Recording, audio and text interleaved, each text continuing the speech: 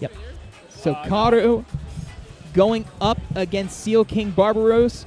They are going to be going up against a very formidable ATKO regular.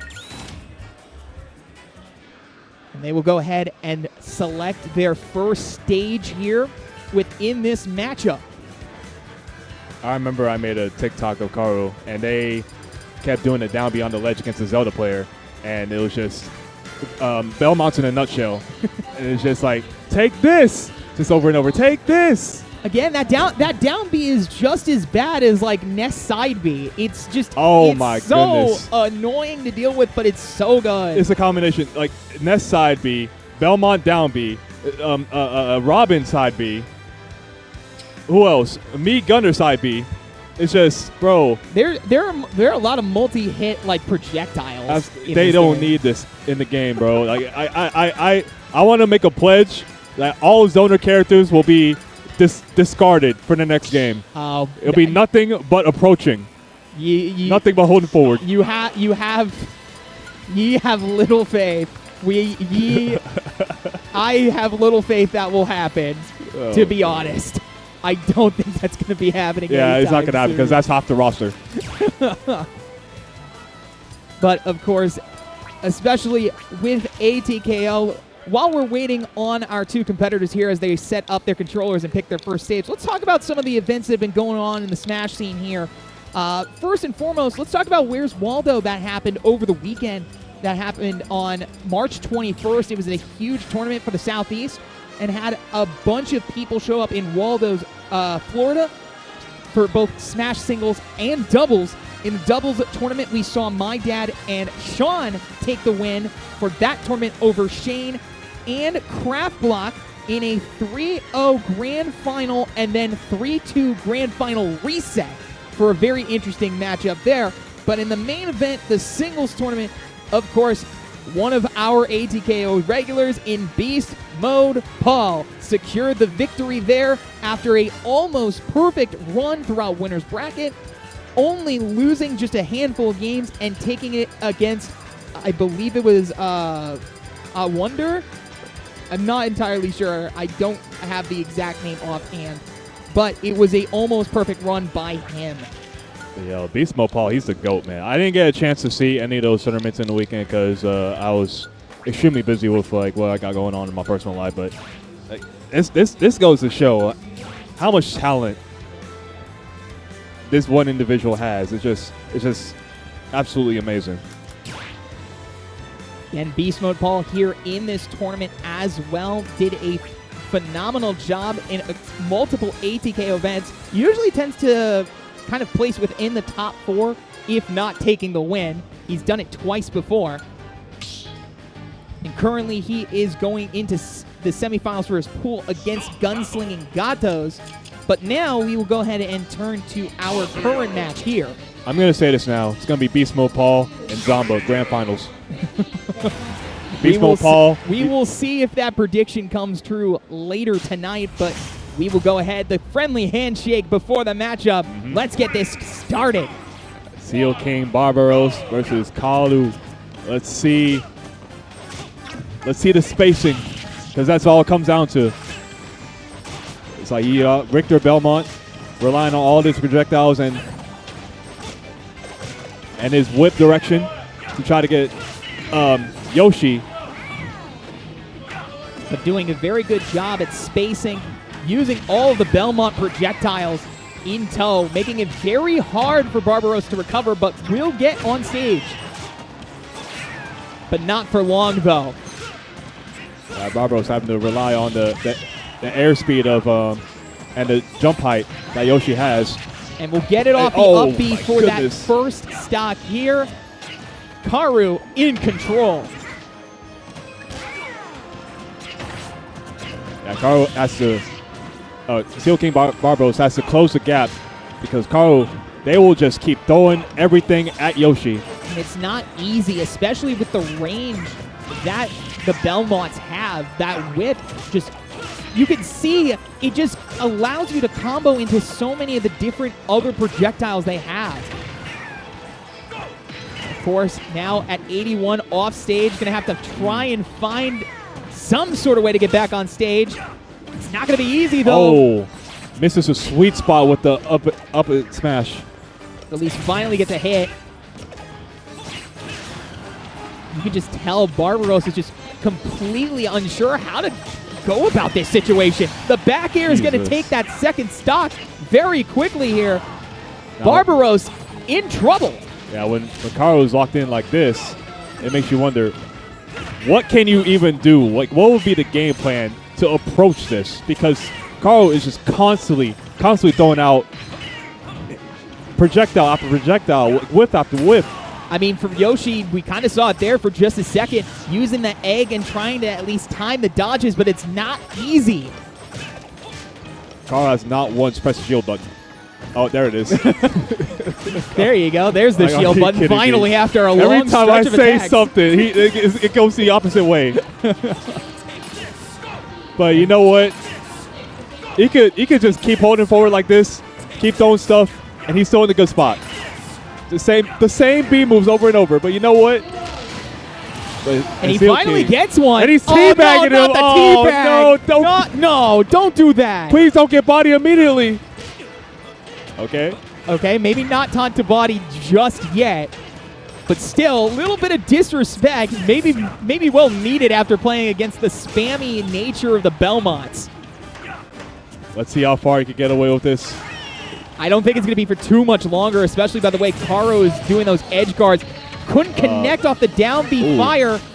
It's at 156. Anything will, if he breathes on Yoshi. Good hit like that. The back air, that will secure game one.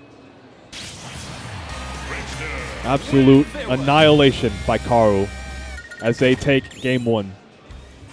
Again, just great zoning there by the Belmonts.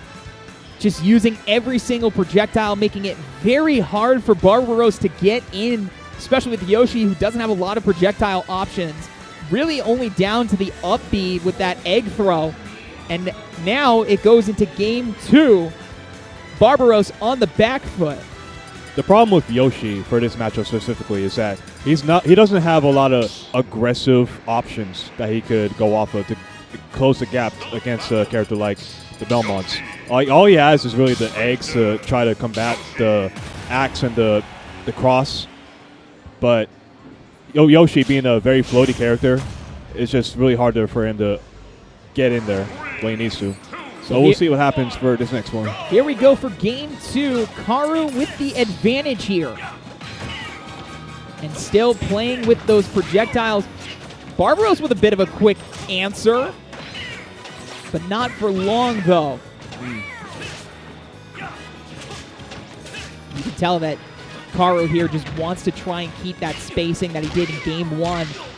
Barbaros swapping up the game plan. Finally getting some answers here to bring him up to 88. But Karu not going to go out lightly. Yeah, Barbaros looking to close the gap early. But here we go. Karu extending the gap once again. And here we are, just like in game one. Back to the same situation, projectile. Oh! But a nice down B ground pound. Trying to get an up tilt, but just misspaced it. And still trying to find those openings. We'll get it off the neutral air. But still Karu playing with those projectiles. But the up air. And finally he's going to take a stock off Karu. Oh, Steel King Barbaros. At least figuring out how to play around this particular matchup. Oh, the cross saved him. The cross did save him there, but the back air will secure the kill. That will get that first stock off Barbaros. And now we're back to an even game. Karu going to their projectiles once again. The good tried and true. Yeah, no need to approach if he doesn't need to. If they don't need to do that, then he's just going to... Just got to play it safe. Zone out, use the whip and the other projectiles. Barbaros at least now finding those openings here in game two and starting to deal a little bit of damage. Yeah, Barbaros looking for a tech chase. But Karu, they know Barbaros wants to punish him. He's just not going for it. It almost gets another kill off of that confirm. But he will get it on that one. Took 2 of them, but that will be enough to take that second stock. Barbaros on his last stock here in the set. Tried to play a little more aggressively down low. It's his last chance. Might pay for it. Oh, uses the side B to stall the recovery. Gets the back air too. And he's just trying The to play. footstool. He's trying to play off Belmont off stage. Not as easily able to control the projectiles into those good situation combos. Will try to use the Fire Flame to get that kill. Couldn't get it. He's burning him on the ledge. Not giving him a chance to ledge trap.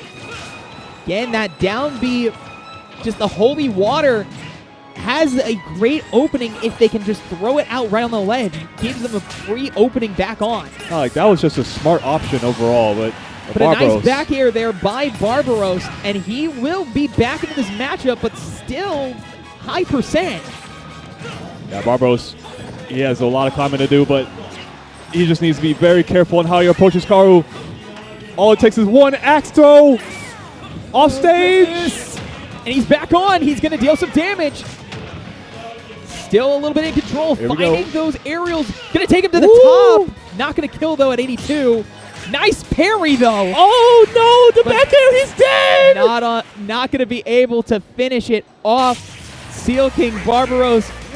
Just very good effort there. But Karu takes it. They will move on into top 24 in this bracket. Karu's movement with the Belmonts is just insane. Like, how often do you see a Belmont player just be this good and just moving like the way like a zoner shouldn't move like this. Like I'm gonna say this right now, a zoner. You don't see a zoner like moving like this every day. Well, I mean, no, you don't. But the thing is that especially with the Belmonts in particular, you always see those projectiles. It's a little bit spammy, but especially by the way they all have different arcs and different properties, it plays to a very interesting situation where your opponent has to maneuver around all of them. And then even if they maneuver around it, they still have the whip for extra range. So you have to get through 2 layers of projectiles and just ranged attacks before you can even get in and deal damage. I could probably count on a single hand how many times they pressed shield. Because they were so constant attacks. They were so certain that every time either a projectile or the whip was going to hit. And it just goes to show, especially in that matchup, how hard it is for someone like Yoshi who doesn't have any sort of projectile tools to counter with, or that movement, especially being floaty, to get into that situation where they can be up close and deal the damage. Now, we did see it in multiple occasions where he got in a little bit by luck, a little bit by skill, but just couldn't do it enough times to secure a game win. And that led to Karu taking it all. Yeah, he got a couple roll reads, a couple tech chases, and he got some combos off it. A little bit of confirms here and there, like some nice up tilt, up air confirms, but like that's the only way you could really, as Yoshi, get anything going off a spammy character like Belmont. Yeah, of course.